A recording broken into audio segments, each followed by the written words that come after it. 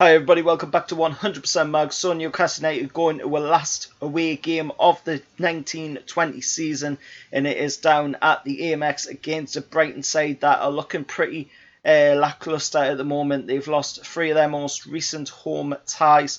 In their most recent last game that they played, they ended up in a 1-1 draw with relegation side Southampton.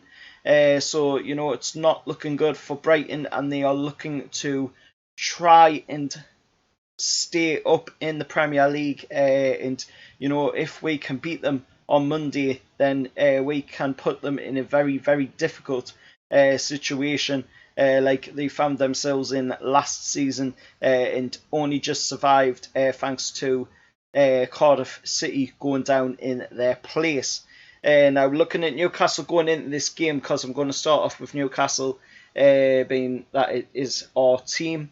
So, starting with Newcastle, Jamal Lascelles won't be available for this game as he has undergone surgery to rectify a ankle problem. Fabian Schär won't be available for the game neither after landing on his shoulder, and it looks like he's going to have surgery for that as well. So, he won't be available for the remainder of the season now. Florian Lejeune, Kieran Clark, Sean Longstaff and Isaac Hayden are all still missing from the team. Alan St-Maximin's going to be a questionable doubt over whether he will play or not. I don't think he will, to be honest. After pulling that calf in the game against Spurs. Danny Rose is eligible after sitting out the game against his parent club, of course, on loan from Spurs this season to us. And then, of course, Andy Carroll is returned to training, so he might be available for the game on Monday. We'll have to wait and see. Probably be sitting on the bench, I would think. Now, looking at the Brighton side of things, Alzate and Jose Esquadado. Sorry if I butchered the names there, any Brighton fans that may be watching. But they're both sidelined with injuries, so they won't be available for Brighton.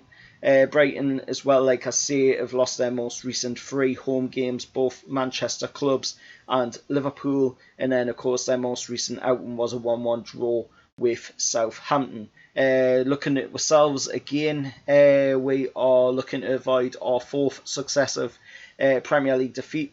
Something that hasn't happened since April of 2018 when Newcastle lost 1-0 away to Everton, 1-0 at home to West Brom, a 2-1 away defeat to Watford, and a 1-0 away defeat to Spurs. Hopefully that isn't the case on Monday. Hopefully Newcastle can take away all 3 points or at least a draw from this game. I would 100% want the 3 points though, as we've got to win against a team like Brighton who are looking to survive in the Premier League. They've been very lacklustre in these last few games that they've had, and we've got to go there and we've got to get the 3 points.